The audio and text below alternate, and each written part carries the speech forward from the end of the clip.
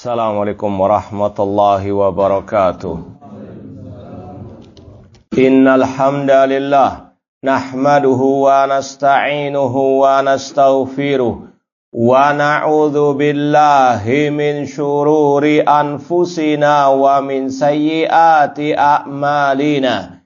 Man yahdihillahu fala mudhillalah wa man yudlil fala hadiyalah. Ashhadu an la ilaha illallah wahdahu la syarikalah wa ashhadu anna Muhammadan abduhu wa rasuluh. Ya ayyuhalladzina amanu taqullaha haqqa tuqatih wa la tamutunna illa wa antum muslimun. Ya ayyuhan nasu taqu rabbakumul ladzi khalaqakum min nafsin wahidah wa khalaqa minha zawjaha wa batha minhuma rijalan katsiran wa nisaa'a wattaqullaha alladzi tasaaluna bihi wal arham innallaha kana 'alaikum raqibah. Ya ayyuhalladzina amanu taqullaha wa qulu qawlan sadida yuslih lakum a'malakum wa yaghfir lakum dhunubakum. Wa may yuti'illaha wa rasulahu faqad faza fawzan 'azima.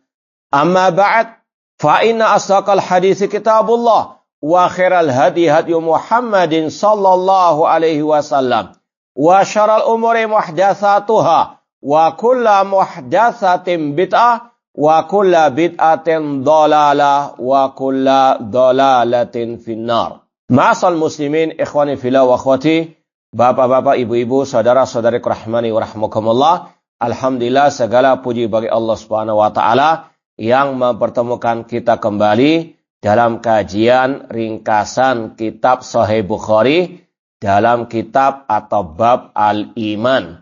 Semoga Allah Subhanahu wa taala senantiasa menambahkan kepada kita keimanan, keyakinan dan ketakwaan kepadanya. Sekarang kita sampai pada bab qiyamul lailatul qadri minal iman. Bab qiyam lailatul qadar termasuk bagian daripada al-iman. Ini sama dengan bab-bab sebelumnya dan juga setelahnya, yaitu bahwasanya Imam Bukhari rahimahullah ingin menegaskan iman itu harus ada al-amal, dan bahwasanya amal anggota badan bagian daripada keimanan. Dan sekaligus sudah kita sampaikan, ini membantah kelompok al-murji'ah yang mengeluarkan amal dari kategori al-iman. Beliau mengatakan qiyam lailatul qadar. Ada yang mentafsirkan qiyam lailatul qadar itu salat di kala malam lailatul qadar. Yang Allah katakan, Lailatul Qadri khairun min alfi syahr. Salat sunnah di malam Lailatul Qadar atau salat malam, salat tahajud, salat tarawih di kala malam Lailatul Qadar bagian dari keimanan. Dan salat tidak diragukan lagi adalah al-amal, amal anggota badan. Ada pula yang mentafsirkan qiyam lailatul qadar lebih umum dari itu. Ada yang mengatakan bukan sekedar sholat saja. Kita misalnya bersedekah di malam lailatul qadar. Kita berzikir. Kita membaca Al-Quran.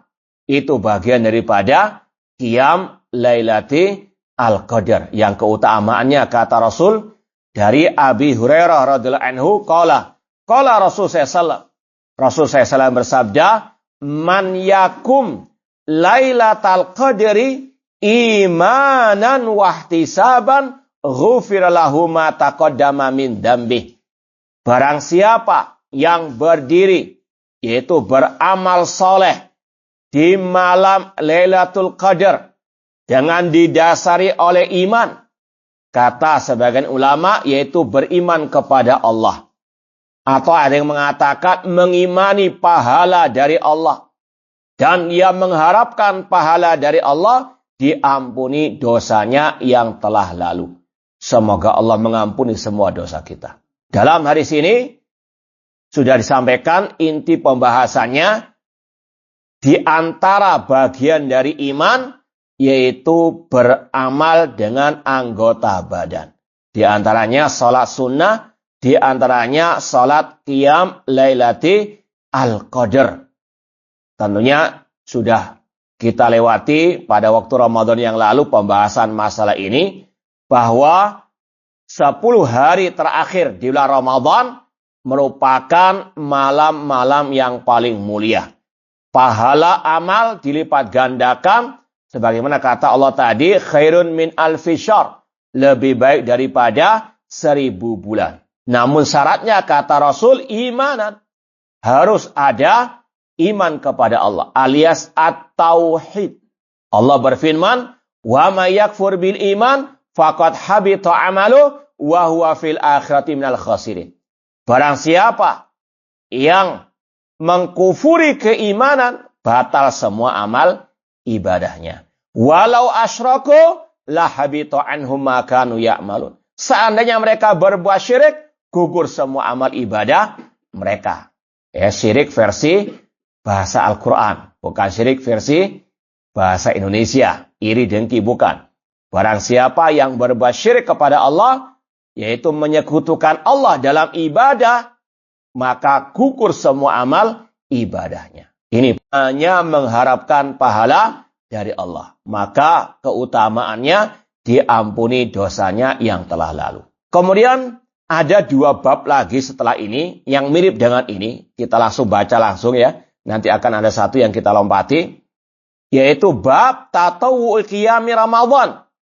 Bab hal-hal yang disunahkan pada waktu Ramadan. Ya, di antaranya salat tarawih. Wa anhu radhiyallahu anhu, dari Abi Hurairah radhiyallahu anhu, anna Rasulullah SAW qala, Rasul bersabda, man qama ramadhana imanan wahtisaban.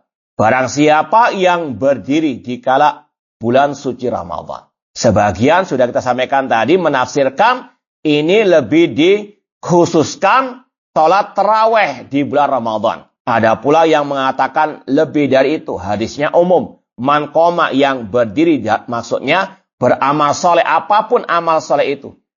Menjalin tali silaturahim dengan karib kerabat, apalagi dengan orang tua, birrul walidain, masuk dalam kategori barang siapa yang qama Ramadan. Bukan sekedar sholat tarawih saja.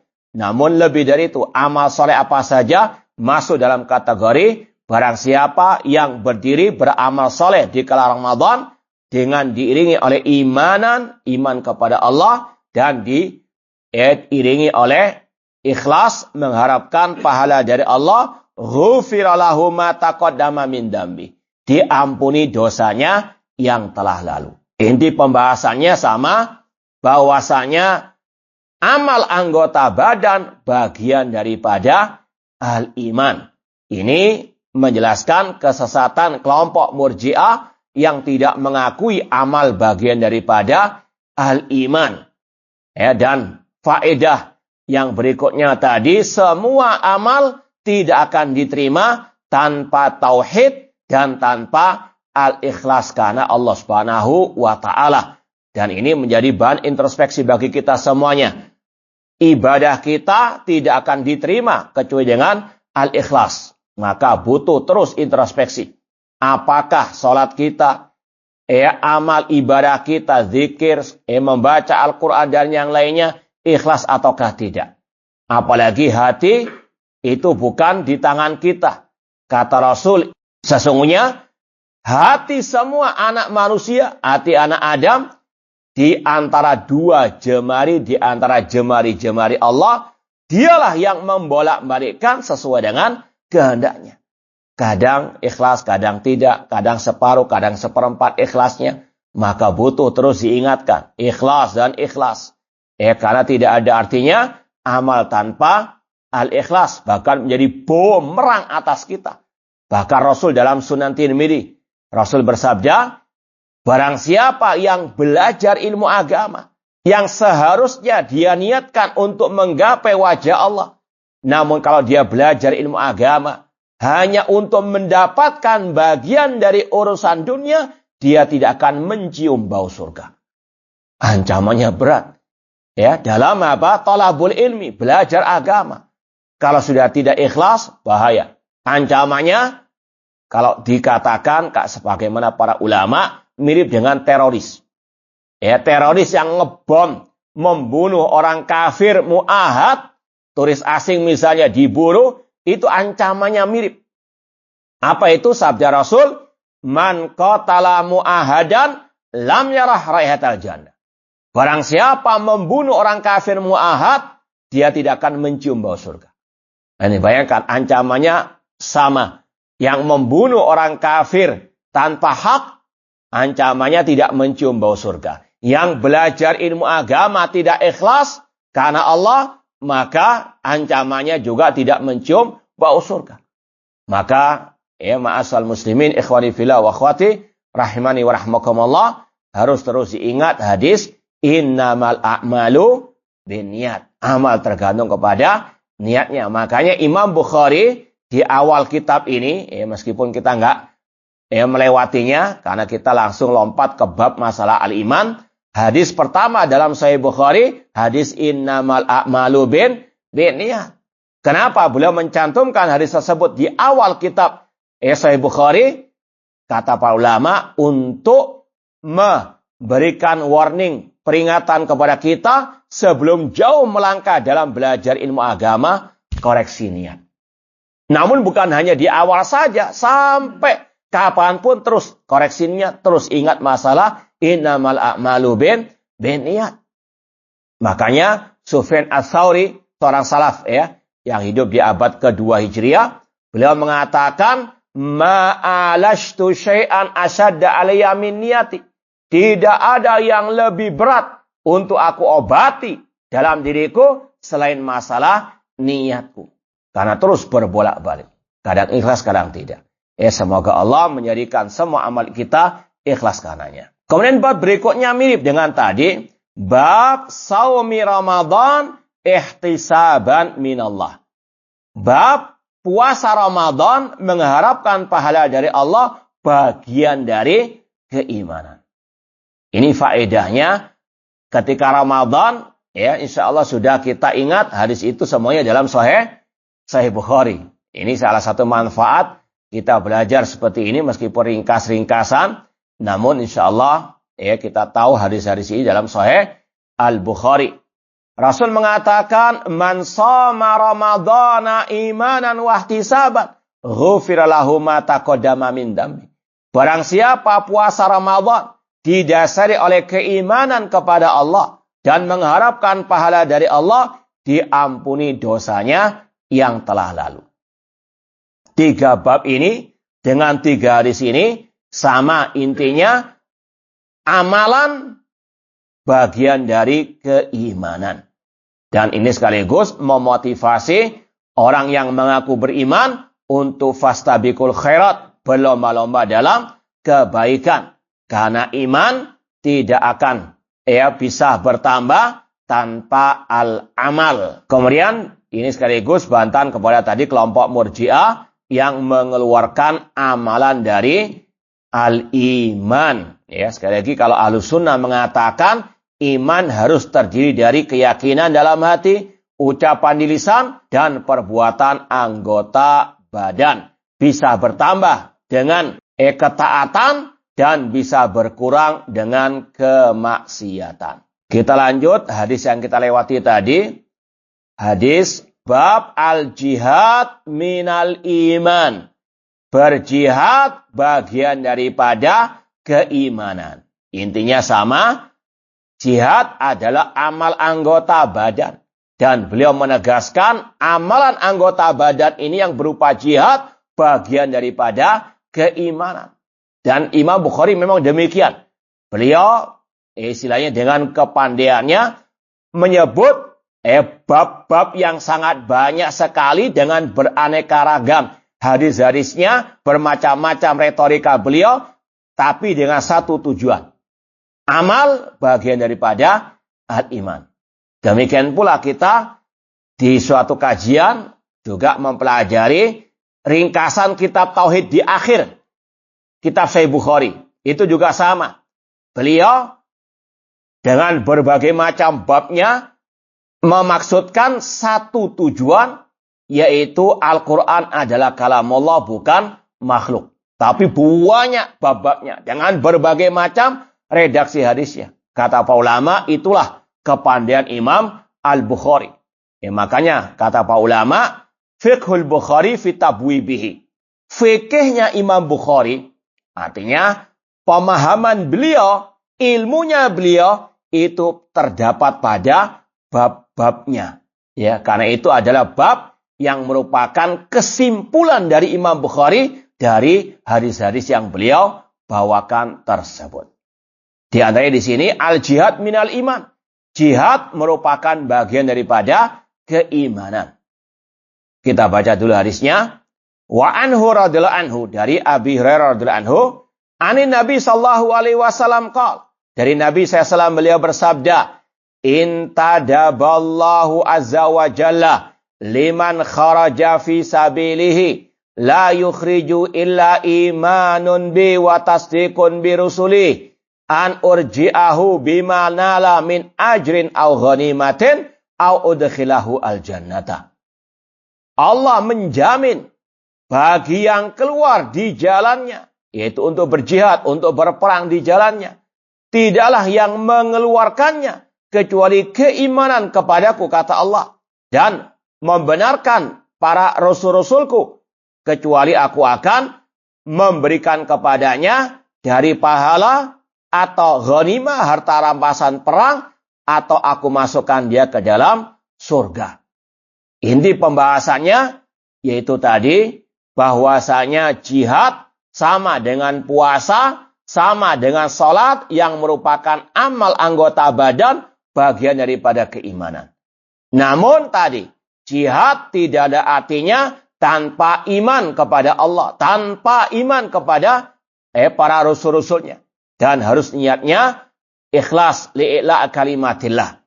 Kalau orang itu betul-betul berjihad, ikhlas karena Allah, dan tentunya mengikuti ajaran Ar-Rasul sallallahu alaihi wasallam. Kalau nggak salah sudah pernah kita sampaikan, Ahlus Sunnah wal Jamaah pertengahan dalam segala hal. Wa kadzalika ja'alnakum ummatan wasata. Demikianlah kami jadikan kalian umat yang pertengahan. Dalam masalah jihad demikian. Ahlus Sunnah pertengahan di antara kelompok Al-Khawarij, kalau sekarang kelompok teroris, dengan kelompok liberal. Kalau kelompok Khawarij alias teroris, mereka kebablasan dalam meneriakkan jihad, bahkan tadi membunuh orang kafir yang tidak layak dibunuh. Karena tidak semua orang kafir layak dibunuh.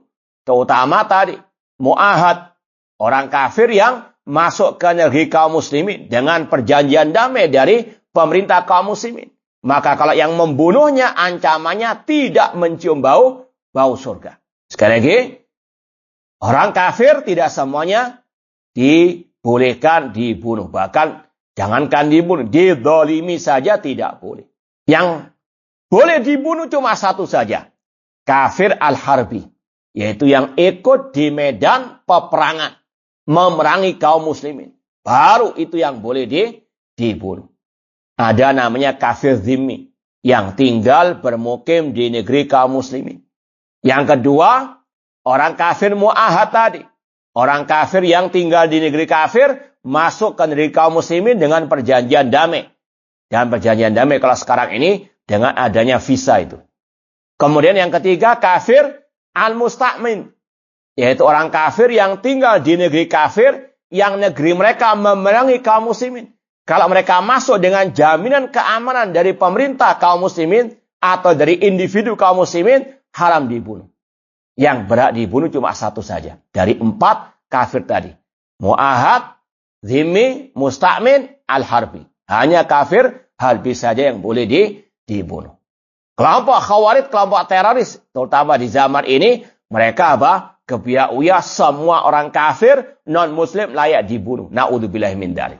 Rasul dalam Sahih Bukhari tadi mengatakan, barang siapa membunuh orang kafir mu'ahad, tidak mencium bau surga. Ini yang ke-12. Jihad yang tidak sesuai dengan ittiba'us sunnah. Lawannya, kelompok liberal atau yang semisal dengannya yang mengatakan sudah nggak ada jihad memerangi orang kafir sekarang itu. Ya, sekarang zamannya toleransi atau telur asin apa namanya itu. Ya, kebablas. Ya, menganggap semua agama sama. Bahkan naudzubillah min dzalik berlebihan dalam menghormati orang kafir dan seterusnya. Padahal Islam jelas lakum dinukum waliyadin, dalam urusan agama tidak ikut-ikutan, tidak ikut acara perayaan mereka dan sebagainya. Namun tetap tidak boleh mendolimi mereka, mengganggu mereka. Bahkan dibolehkan menghormati mereka dalam urusan dunia. Sekali lagi, Ahlussunnah pertengahan mengatakan jihad bagian dari syariat Islam. Bahkan jihad merupakan dirwatus sanamil Islam, tulang punggung Islam. Keutamaannya sangat banyak. Namun jihad sama dengan ibadah yang lain.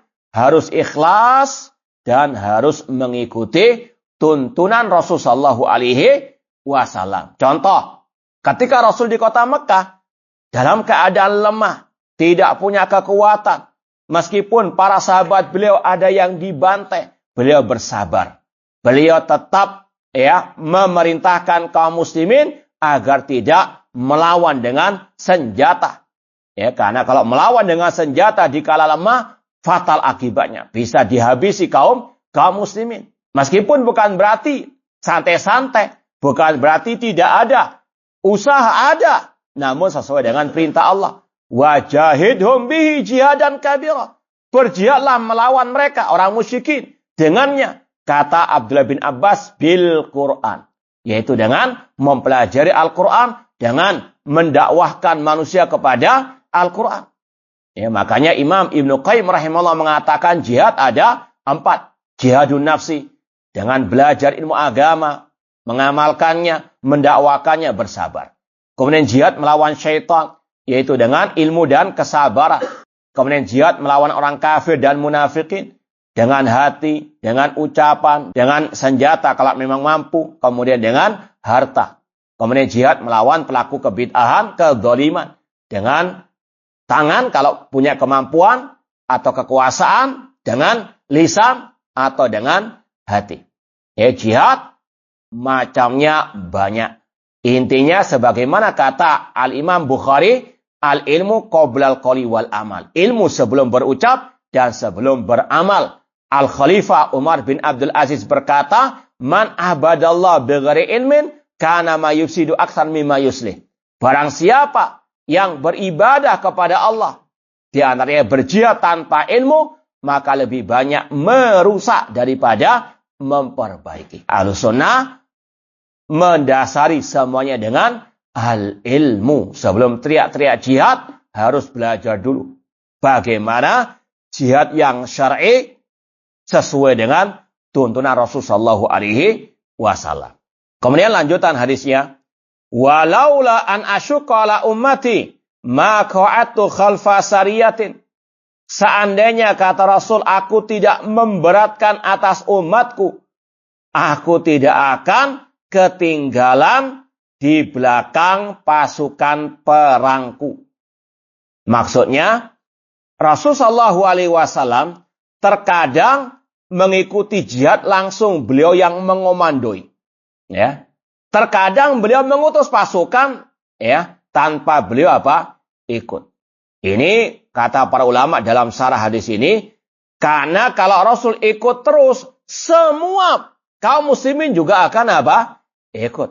Padahal sebagian harus ada yang berjaga di kota Madinah, harus ada yang mengajari ilmu agama, tidak semuanya berangkat berjihad. Ini kata Rasul, seandainya aku tidak memberatkan atas umatku, aku akan ikut dalam semua peperangan. Namun sekali lagi Rasul sangat kasih sayang kepada umat beliau, dan juga beliau sebagai pemimpin kaum muslimin memiliki banyak tugas, bukan hanya berjihad. Di kota Madinah misalnya banyak tugas beliau. Sekali lagi beliau sebetulnya ingin untuk tidak ketinggalan dalam pasukan perang. Walawaditu anni uktal fisabilillah summa uhya. Ini bagaimana cita-citanya Rasul untuk selalu ingin berjihad. Sampai kata Rasul, aku ingin untuk terbunuh di jalan Allah, summa uhya. Kemudian aku dihidupkan lagi. Summa uktal, summa uhya. Kemudian aku dibunuh lagi di jalan Allah. Kemudian aku dihidupkan lagi. Summa uktal, kemudian aku dibunuh lagi di jalan Allah. Ini salah satu yang menunjukkan, kata para ulama, bagaimana keutamaan mati syahid di jalan Allah Subhanahu wa ta'ala. Semoga Allah memberikan kepada kita mati syahid. Kata para ulama, Rasulullah SAW sangat mendambakan kematian asyahid di jalan Allah. Sampai tadi, itu seandainya orang itu mati kemudian bisa hidup, beliau ingin demikian. Ingin mati di medan pertempuran, kemudian dihidupkan, ingin mati lagi di medan pertempuran. Karena keutamanya sangat banyak. Antara mendapatkan pahala, ataupun harta rampasan perang, atau langsung mati syahid di jalan Allah Subhanahu wa ta'ala. Sekedar tambahan, dalam Sahih Bukhari ini juga, Kitabul Jihad, ya, kitab Sahih Bukhari ini ada kitab tadi ilmu, kitab Badil Wahyi, kitab Al-Iman, ada kitab Sholat, kitab Toharo, ada pula kitab Jihad. Salah satu bab jihad, ada kata-kata, la yuqalu fulanun syahid. Tidak boleh mengatakan si fulan mati syahid. Ini kata Imam Al-Bukhari, tidak boleh menvonis si B, si C mati syahid. Meskipun jelas-jelas dibunuh oleh orang kafir misalnya. Tidak boleh, karena kita nggak tahu apakah dia betul-betul ikhlas dalam berjihad. Siapa yang tahu hati orang? Makanya dalam Sahih Bukhari itu juga, bab tidak boleh mengatakan si fulan syahid. Ada kisah di zaman para sahabat, di zaman Rasul. Ada orang yang sangat luar biasa pemberaninya. Para sahabat mengacungkan jempol kepada orang tersebut. Namun apa kata Rasul? Huwa finnar. Orang ini di neraka. Rasul diberi wahyu oleh Allah Subhanahu wa ta'ala. Para sahabat yang penasaran kenapa kok Rasul mengatakan demikian, mereka mengintai. Ternyata di akhir-akhir hayat orang tersebut, dalam keadaan terluka yang sangat parah, dia nggak bersabar, kemudian dia pun apa? Mati bunuh diri. Kita nggak tahu. Innamal a'malu bil khawatim. Kata Rasul, amal perbuatan manusia tergantung pada akhirnya. Semoga Allah memberikan kepada kita husnul khatimah. Maka sekali lagi, kata Imam Bukhari, tidak boleh menvonis si B, si C itu mati syahid. Karena kita nggak tahu ikhlasnya bagaimana. Apalagi jelas-jelas dia tidak mengikuti sunnah Rasul. Bagaimana dikatakan dia mati apa? Asyahid. Ma'asal muslimin ikhwani fillah wa akhwati rahmani wa rahmakumullah. Lanjut, apa ada soal jawab dulu? Lanjut ya. Ada bab. Berikutnya bab yang ke-26. Bab ad-dinu yusrun. Bab agama adalah mudah. Ya, ad-dinu yusrun, agama itu mudah. Ini salah satu ciri khas Islam. Kalau mau disebutkan kata para ulama, ciri khas Islam itu yang pertama agama tauhid. Islam adalah agama yang menyeru umatnya hanya beribadah kepada Allah. Makanya syarat masuk Islam pertama kali mengucapkan la ilaha illallah, yang maknanya la ma'budu bihaqqin illallah. Tidak ada yang berhak diibadai dengan hak kecuali Allah. Islam agama tauhid. Yang kedua, Islam adalah agama pertengahan tadi. Ihdinas siratal mustaqim. Bukan sebagaimana jalannya orang Yahudi, bukan jalannya orang Nasara, pertengahan siratal mustaqim. Yang ketiga, Islam adalah agama rahmatan lil alamin.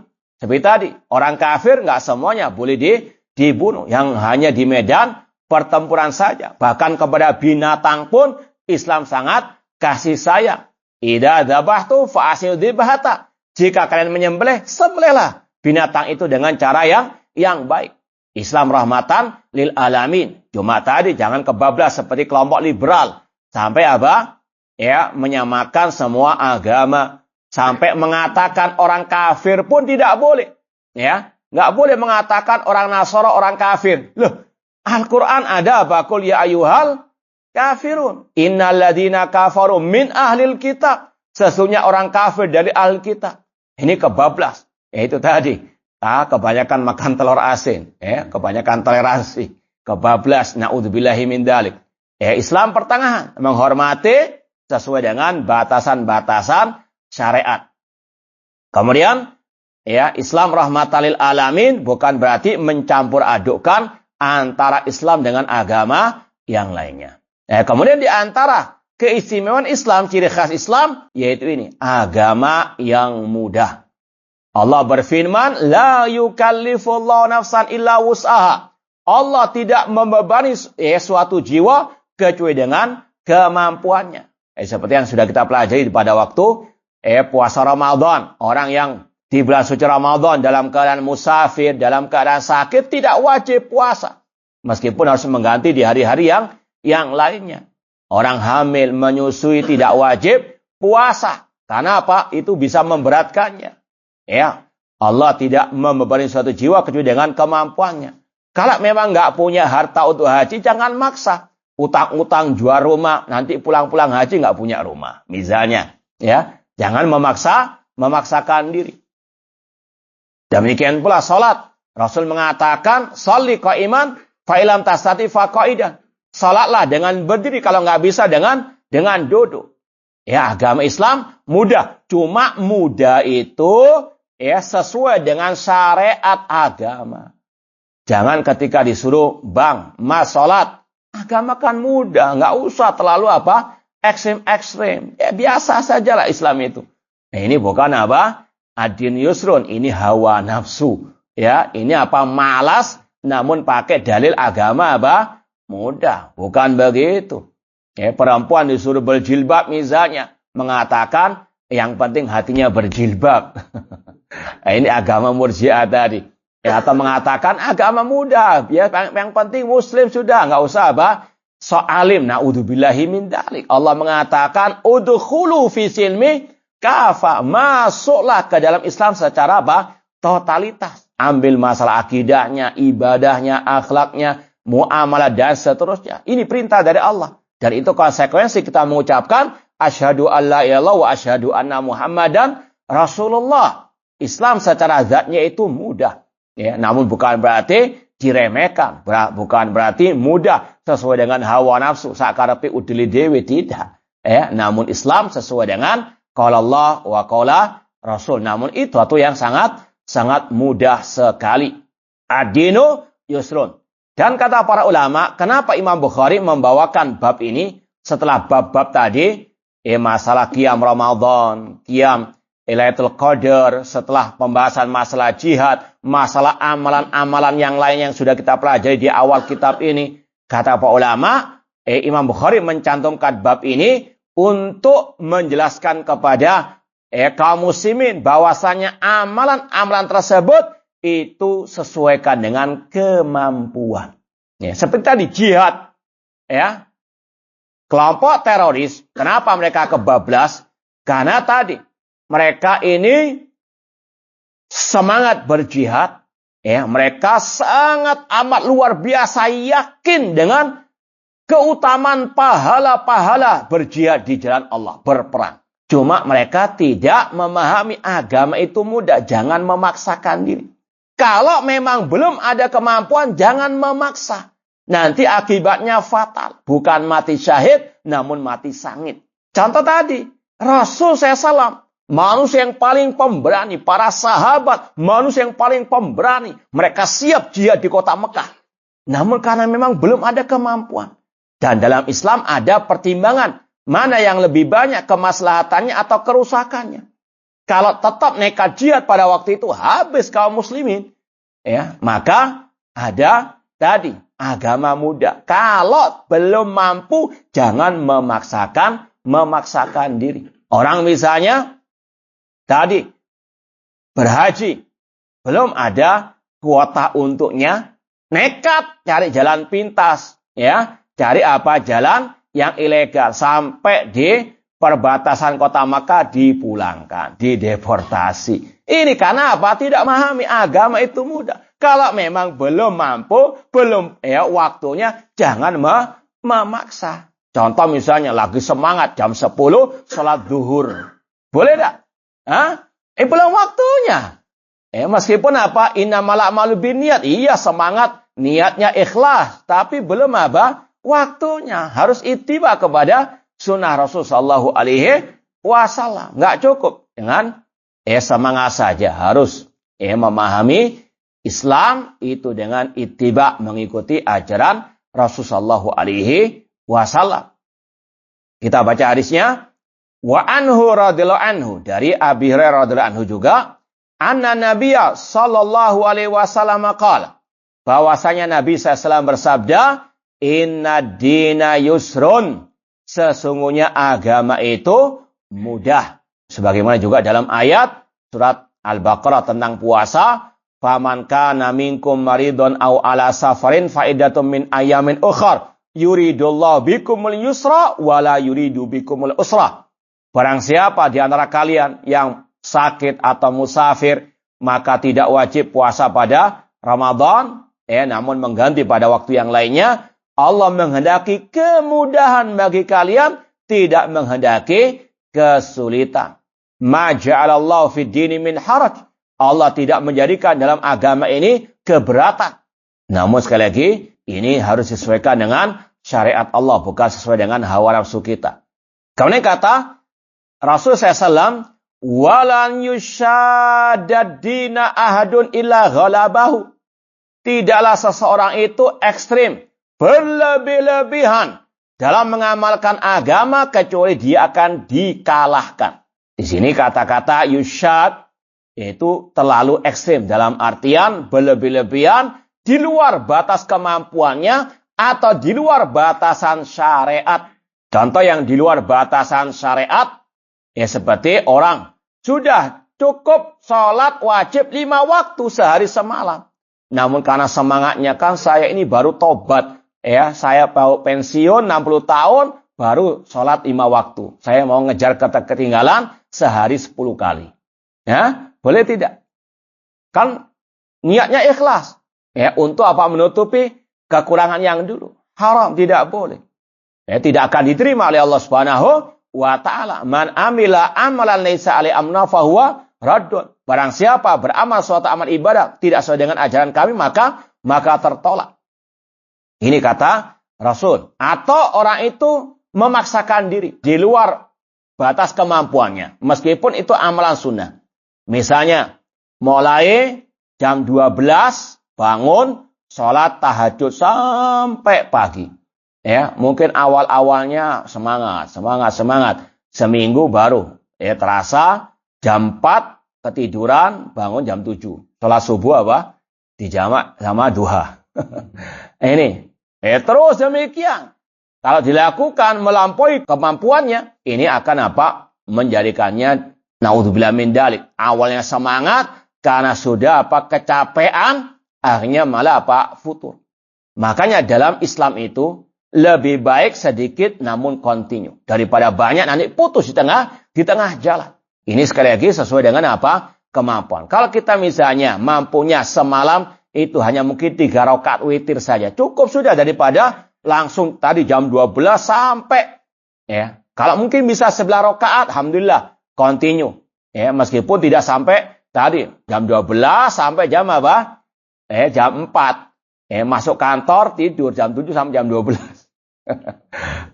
Padahal dia juga diwajibkan mencari nafkah untuk keluarganya. Apalagi kata Imam Ibnu Hajar Asqalani rahimahullah, man ishtaghala bin nafli anil fardi fahuwa maghrur. Barang siapa yang sibuk dengan yang sunnah, yang mustahab, melalaikan yang wajib, maka dia orang yang tertipu. Meskipun tadi cari maisha secara asal urusan dunia, namun di situ ada kewajiban bagi kepala rumah tangga mencari nafkah. Kalau misalnya dia sampai berlebihan tadi, jam 12 malam bangun sholat tahajud sampai jam 4 mau subuh. Kemudian mungkin subuhnya nggak ketinggalan, itu tadi. Masuk kantor di ketiduran sampai naudzubillah min dzalik, bisa dipecat dan seterusnya, berbahaya.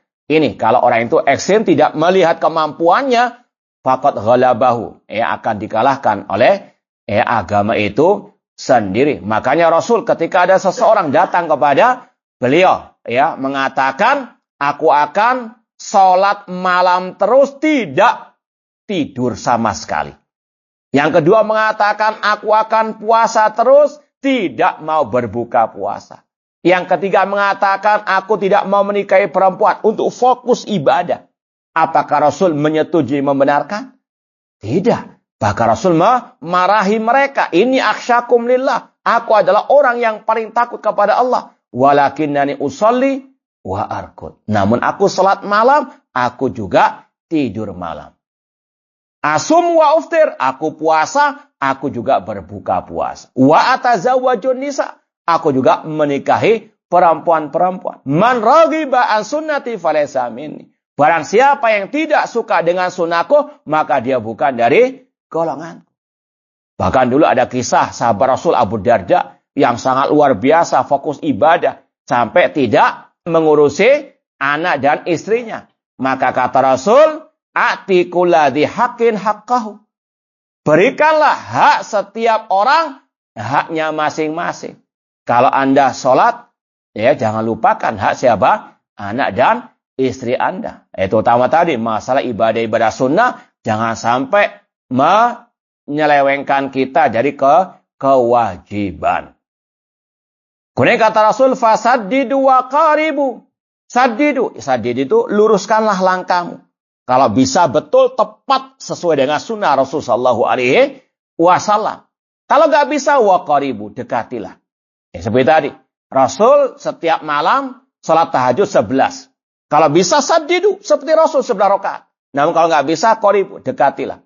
Artinya apa? Kata para ulama, jangan memaksakan diri. Ya, harus tahu kemampuan masing-masing dan kewajiban kita berusaha yang sebaik-baiknya dalam keikhlasan, dalam ittiba. Meskipun kita yakini kita nggak mungkin bisa pas 100%, nggak mungkin sempurna. Fala tuzaku anfusakum. Salat kita masih banyak kekurangan. Namun minimal kita sudah berusaha. Kata Rasul saddidu.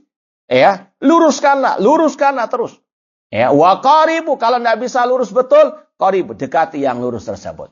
Dengan contohnya apa? Kita terus banyak belajar. Misalnya masalah sholat. Sekali lagi, meskipun kita sudah puluhan tahun sholat, sudah tahu istilah sifat sholat Nabi, namun kalau dites mungkin masih banyak kekeliruannya. Perlu dites nggak? Jangankan kita yang mungkin teori saja masih belum mumpuni. Ada sebagian yang sudah mumpuni saja ketika dites masih keliru. Ada salah satu murid Syekh Albani rahimahullah ta'ala. Ketika beliau sholat, menggerakkan jari ketika tasyahud. Di samping Syekh Albani rahimahullah. Kata Syekh Albani, dari mana engkau menggerak-gerakkan keras seperti ini? Kata sang murid, dari kitabmu ya Syekh, sifat sholat Nabi. Kata Syekh, bukan begitu. Namun tidak terlalu keras. Ini murid Syekh Albani yang paham bahasa Arab. Yang sudah khatam teorinya, namun masih keliru prakteknya. Danio kata orang Jawa, bagaimana kalau teorinya saja sudah tidak lulus, gimana prakteknya? Namun tadi kata Rasul saddidu, usahakan lurus, namun kalau nggak bisa qaribu, dekatkan kepada yang lurus tersebut. Kita yakini kita masih perlu banyak belajar, karena sekali lagi tidak ada yang sempurna dari ibadah kita.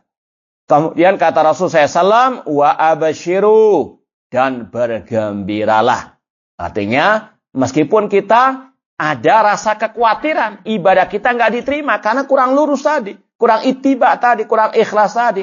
Namun bergembiralah. Yang penting ada usaha. Kita dalam ibadah harus ada ar-raja wal khauf, rasa berharap, mengharap pahala dari Allah, dan rasa takut. Jangan ketakutan terus. Wah, nggak mungkin diterima, stres, frustasi. Naudzubillah min dzalik. Akhirnya nggak mau ibadah. Maka abasyiru. Bergembiralah. Karena bagaimanapun juga usaha kita yang ikhlas, yang ittiba tidak akan sia-sia di sisi Allah Subhanahu wa taala. Wasta'inu bil ghadwati wa rauhati wa syai'in minad duljati. Kata Rasul SAW, dan mintalah bantuan, maksudnya di sini, kalau kita beribadah, ambil dari waktu-waktu pagi, kemudian juga waktu sore, dan waktu sebagian daripada malam. Artinya jangan sampai full sehari semalam, untuk kerja terus. Jangan sampai sehari semalam untuk ibadah terus. Ya, dibagi waktu, di manage yang baik. Ya, seperti tadi, Rasul mengharamkan orang itu satu malamnya untuk beribadah terus. Istirahat. Karena apa? Berikan setiap sesuatu itu haknya. Mata kita punya hak. Telinga kita punya hak. Tangan kita punya hak untuk beristirahat. Ya. Jangan untuk kerja terus. Jangan untuk juga apa? Ibadah terus. Juga butuh apa? Istirahat. Maka kata Rasul, bagi waktu sebaik-baiknya. Terutama tadi. Antara ibadah dan juga mencari al-ma'isyah. Meskipun urusan dunia kalau kita niatkan ibadah, bernilai ibadah juga dengan seizin dari Allah Subhanahu wa ta'ala. Ya, semoga Allah Subhanahu wa ta'ala senantiasa menambahkan kepada kita ilmu yang bermanfaat dan amal as-soleh, dan semoga Allah menerima semua amal ibadah kita. Nah, cukup sampai di sini. Kalau mungkin ada yang mau ditanyakan, tafadhalu. Tafadhal. Assalamualaikum warahmatullahi wabarakatuh. Sekarang ini ada mungkin lagi ramai terkait haji dakhili. Haji dakhili. Ini menurut pandangan saya seperti apa? Apa? Karena nggak terlalu Haji dakhili itu nantinya menggunakan jatah orang-orang Arab Saudi. Ya. Jadi, kita itu dijadikan mungkin sana beberapa waktu untuk bisa mengikuti ibadah haji, tapi menggunakan jatahnya orang-orang Arab Saudi. Ya, wallahu alam, selama itu dilegalkan oleh pemerintah Indonesia, tidak ada masalah. Ya, tidak ada unsur rekayasa. Sebagaimana kita mahasiswa, mungkin di sana dahulu, kita dapat tasrih dari kampus. Nggak ada masalah. Nggak ada masalah dengan pemerintah Arab Saudi, nggak ada juga permasalahan dengan pemerintah Indonesia. Sah-sah saja, apapun nama visa tersebut, yang penting dilegalkan oleh pemerintah kita. Ya, karena bagaimanapun juga dalam akidah Ahlussunnah ada pembahasan berjihad, berhaji harus bersama pemimpin kaum muslimin. Itu bagian daripada akidah Ahlussunnah wal Jamaah yang ada dalam kitab-kitab akidah. Yang penting legal menurut pemerintah kita, ulil amri kita, maka boleh-boleh saja. Wallahu taala. Yang lain? Tafadhal.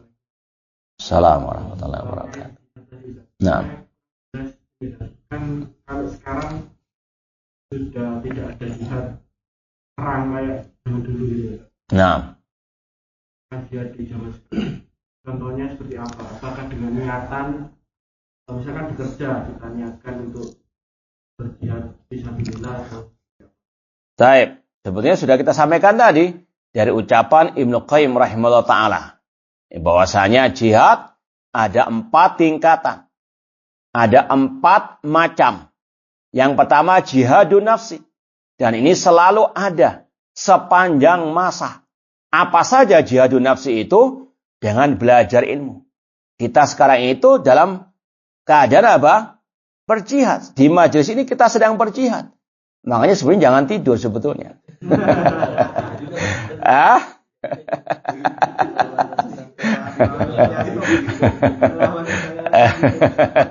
Iya, anak sering ngomong, kita belajar agama itu bagian dari jihad, jangan ngantuk. Kalau antum di medan perang ngantuk, bisa hilang satu telinga kena peluru. Ya, intinya tadi, meskipun jihad dengan pedang itu tidak ada sekarang, namun harus diyakini jihad itu berlaku sampai hari kiamat. Jangan sampai seperti kelompok liberal yang menihilkan jihad. Sudah nggak ada jihad dengan pedang sampai hari kiamat. Na'udzubillah min dzalik. Ini bisa kufur akbar, mengingkari syariat apa? Al-Islam.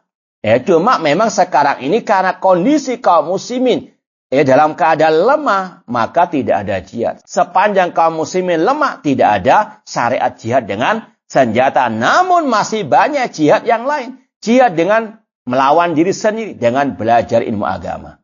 Bahkan kata Abu Darda radhiyallahu anhu, seorang sahabat Rasul, "Man ra'a annal huduwa ilal ilmi laysa bi jihadin faqad naqasa fi aqli wa ra'ihi."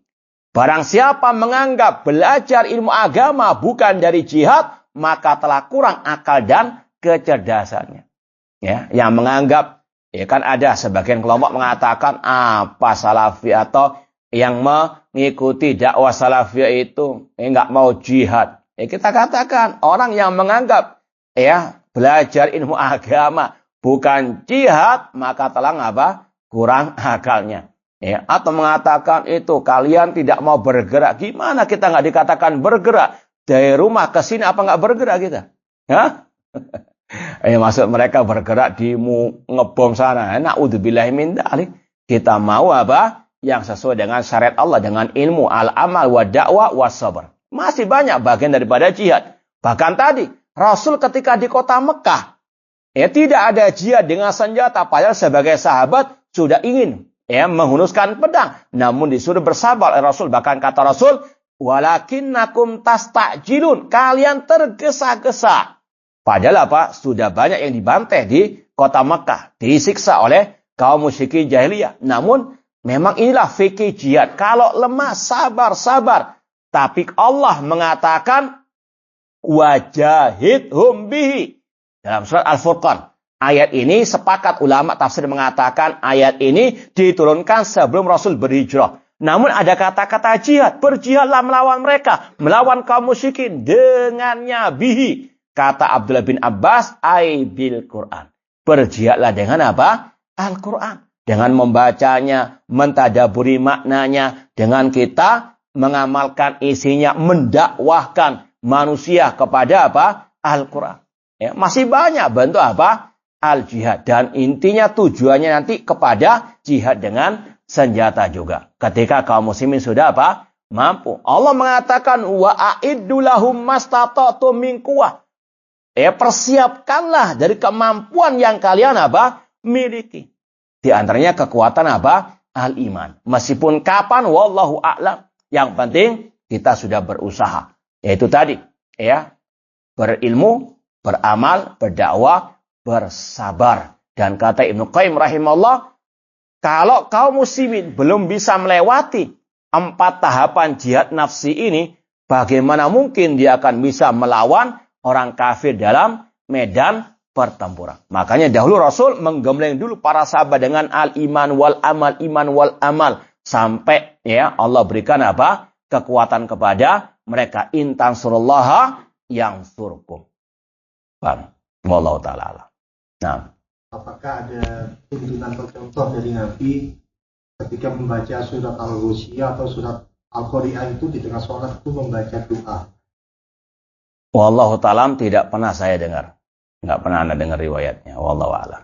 Ada yang lain? Cukup?